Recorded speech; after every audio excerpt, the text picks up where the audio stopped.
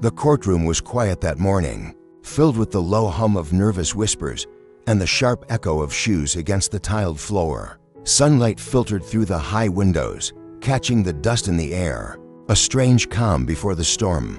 Tu Diep sat on the wooden bench, her hands clasped tightly in her lap. Beside her, little niece swung her legs, holding the small teddy bear James had given her the day she left the hospital. It was her comfort, her shield against the unknown. Across the room, James stood by the window, his jaw tight, his eyes steady. He looked toward the door every few seconds. He was waiting. When the door finally opened, a soft gasp passed through the courtroom. An elderly woman stepped in, her silver hair tied neatly, her eyes cold yet trembling with emotion. It was Nie's grandmother, the woman who had once loved and raised James and now stood against him. Tu Diep's heart clenched.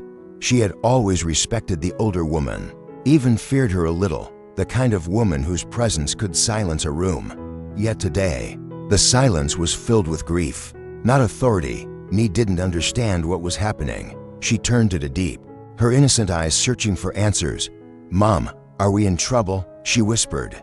Tu Diep forced a small smile, brushing Nie's hair gently. "No, sweetheart, we're just here to talk." But her voice trembled, because deep down, she knew this was not just a talk. This was a battle for love, for family, for the right to hold Nie's hand when the night grew cold. James walked back and sat beside them, his hand resting over Tu Diep's. She felt his warmth, the strength in his touch. Yet behind that calm face, James was fighting his own storm, torn between the mother who had raised him and the woman he loved, the family he had built with his own hands. In that courtroom, where justice and emotion were about to collide, everyone held their breath. And in the middle of it all, little Nie sat quietly, unaware that her small voice could decide the fate of an entire family. The sound of the judge's gavel broke the silence. This court is now in session. Everyone straightened. The air inside the courtroom grew heavy, like a storm pressing against the windows. Nie sat close to Tu Diep, clutching her teddy bear. James gave her a reassuring nod, though his own hands were trembling slightly beneath the table. The judge, a middle-aged man with calm yet stern eyes, began reading the case. "This is the custody hearing for minor Nguyen Nie. The grandmother, Mrs. La, claims the right to raise the child, while Mr. James and Miss Tu Diep seek to maintain custody as her legal guardians."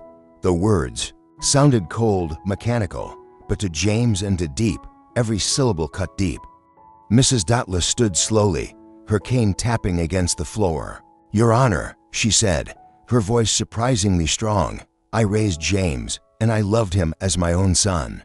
But now, he has chosen a path that no longer honors his family's name.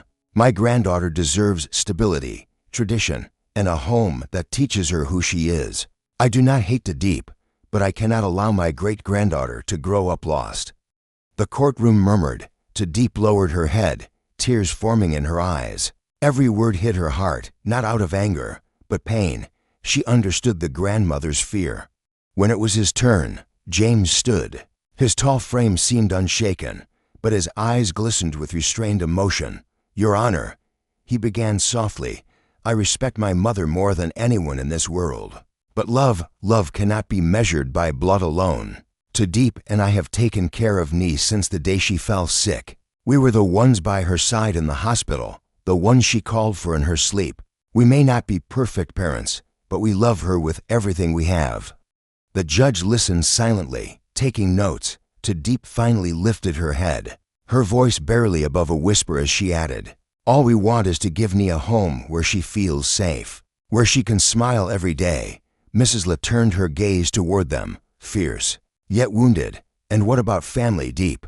What about roots?" Tu Diep met her eyes. "Family is not about where you come from. It's about who stays with you."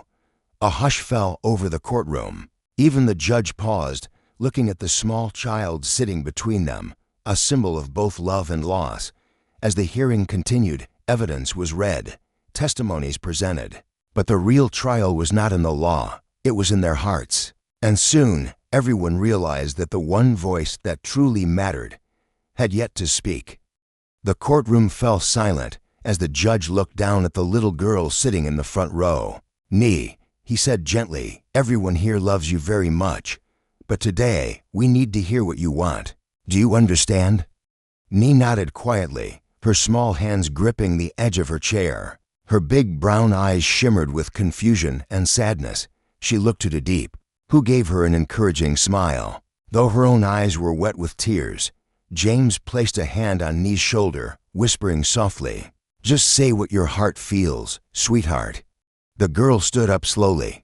The microphone towered above her, so the bailiff lowered it until it met her trembling lips. She looked first at her grandmother, the woman who shared her blood, who had come all this way to take her home. Then she turned toward James and Tu Diep, the two people who had cared for her when she was sick, who read her bedtime stories, who loved her like she was their own child. Her voice cracked at first, barely a whisper. "I love Grandma. She's family." But the room held its breath. But when I was scared at night, it was Mommy Diep who hugged me. When I was hungry, it was Daddy James who cooked noodles for me. When I had a fever, they stayed awake all night and prayed I'd get better. Tears streamed down her cheeks now. I don't want to lose anyone, but I want to stay with them. Her tiny hand pointed toward James and Tu Diep. A murmur ran through the courtroom, soft gasps, sniffles, even a few quiet sobs. Mrs. L's face froze, her eyes wide, the wrinkles around them tightening. For a moment, she looked like she might protest. But then her gaze softened. The truth in Nee's voice pierced through her pride like sunlight, through clouds.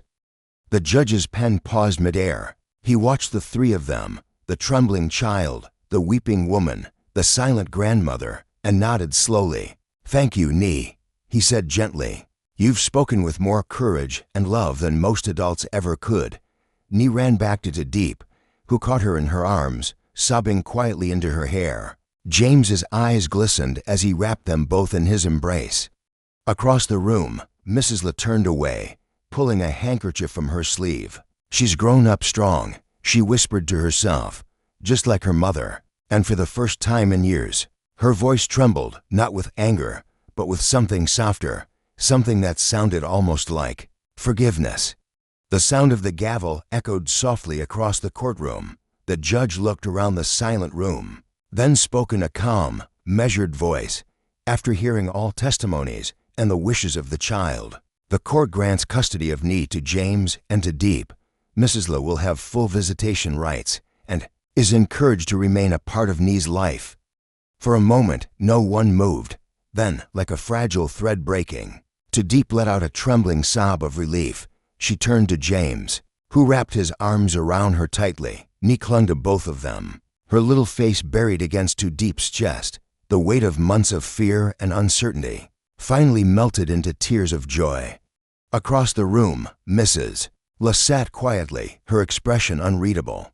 The lines of worry on her face softened as she looked at Nee's small, smiling face. Slowly, she rose from her seat and walked toward them. "Nee," she said softly. The girl turned, hesitant. Mrs. La knelt down, her old knees trembling. "My dear, you've made your choice, and though it hurts, I see that you are happy and loved." She took Nee's hands into her wrinkled ones. "That's all any grandmother could wish for."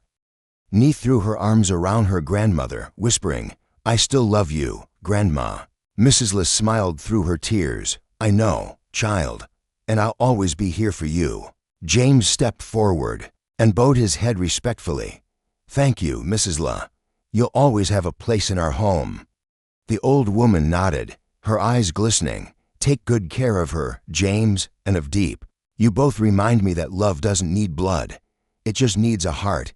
Outside the courthouse, the late afternoon sun bathed them in golden light. Nee skipped between James and Tu Diep, holding their hands, her laughter echoing like the promise of a new life. James looked up at the sky, whispering, "Mom, I kept my promise," and somewhere deep inside, he felt a quiet peace, the kind that comes only when love, forgiveness, and family finally find their way home.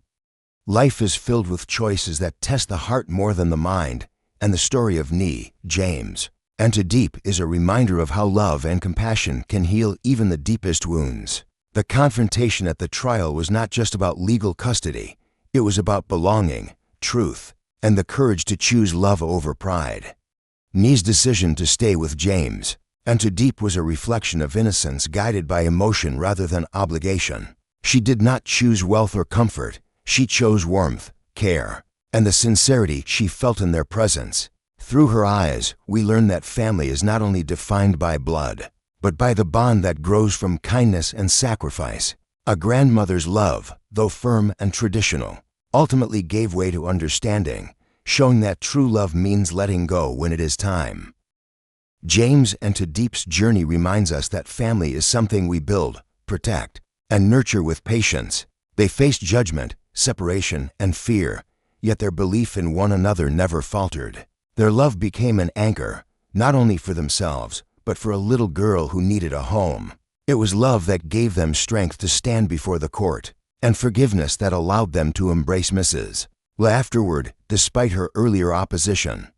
The story teaches that forgiveness is not a weakness, it is a quiet form of courage. Mrs. L's acceptance at the end symbolizes the peace that comes when one's heart finally chooses love over resentment.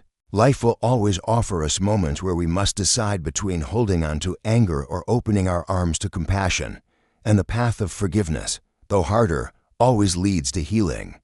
In the end, the reunion outside the courthouse, bathed in the gentle sunlight, was more than a victory, it was a rebirth. A family, once torn apart by misunderstanding, stood together again, connected not by paper or law, but by something far greater, love that had been tested and proven true.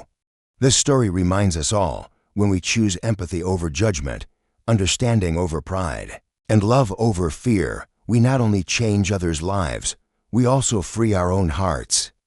The story of Ni, James, Tu Diep, and Mrs. La does not end at the courthouse, in truth. It begins there. What makes this moment powerful is not the victory of one side over another, but the quiet realization that every person in that courtroom was driven by love, just in different forms. Mrs. L's protectiveness came from years of fear and loss. James's determination came from a promise to protect the woman he loved and the child who needed a home. Tu Diep's tenderness came from her deep empathy, her ability to feel others' pain as her own. The lesson beneath their story is that love wears many faces, sometimes stern, sometimes fragile, sometimes misunderstood, but only when people learn to listen with the heart. Beyond pride and pain, do they begin to understand one another. Mrs. L's tears at the end were not of defeat, but of release, the release of years of burden, control, and loneliness. Her acceptance of James and Tu Diep's love for Ni was the final act of wisdom from a woman who had learned that love cannot be owned, only shared. James, too, grew through this storm.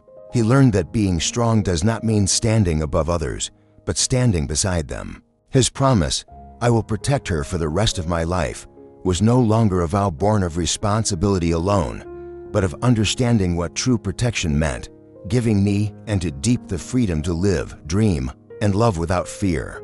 Tu Diep, whose kindness became the bridge between generations, showed that gentleness can be the most powerful force in the world. She never fought with anger, never blamed anyone. Instead, she chose patience, and in that patience, she changed hearts. From them, we learn that family is not perfect, but it is sacred. It is a space where we learn to forgive, to start over, and to grow stronger together. Love, when genuine, has the power to transform pain into peace and strangers into family. As time passes, Ni will grow up remembering not the court's decision, but the faces filled with tears, smiles, and understanding that day. And perhaps one day, when she faces her own choices, she will remember what her family taught her, that happiness is not given. It is built with courage, trust, and forgiveness. This story, in the end, reminds us all, life's greatest trials are not fought in courtrooms, but in our own hearts. And victory belongs not to those who win, but to those who choose love despite everything.